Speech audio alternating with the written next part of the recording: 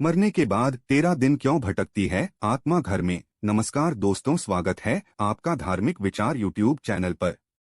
जिस तरह जीवन एक सत्य है, ठीक प्रत्येक व्यक्ति को ये भी भली भांति पता है कि मृत्यु भी एक ऐसा सत्य है जिसे कोई जितना मर्जी झुठला दे, परंतु इसे बदला नहीं जा सकता।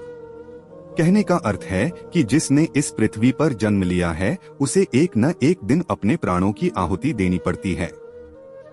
इस बारे में हम में से बहुत से लोगों ने कई बार अपने बड़े बुजुर्गों से कहते सुना होगा कि मृत्यु के बाद मनुष्य शरीर की आत्मा 13 दिनों तक अपने घर में रहती है।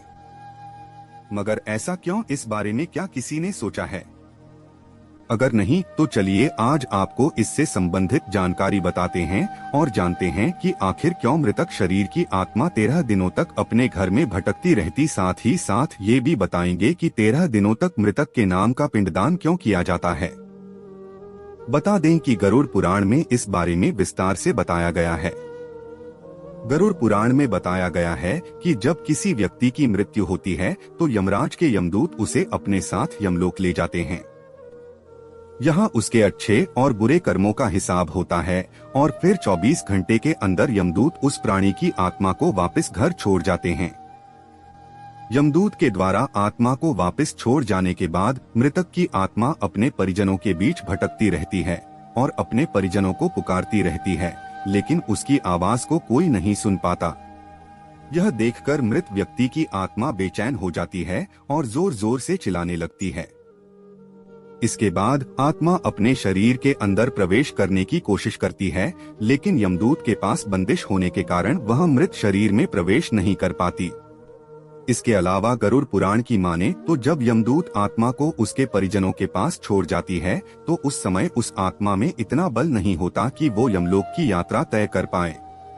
गरुड़ पुराण के अनुसार किसी भी मनुष्य के मृत्यु के बाद जो 10 दिनों तक किया जाता है उससे मृतक आत्मा के विभिन्न अंगों की रचना होती है, और जो 11वें और 12वें दिन पिंडदान किया जाता है उससे मृतक आत्मा रूपी शरीर का मांस और त्वचा का निर्माण होता है, और जब 13वें दिन 13वीं की जाती है तो उस दिन मृतक के नाम का पिंडदान किया जाता है।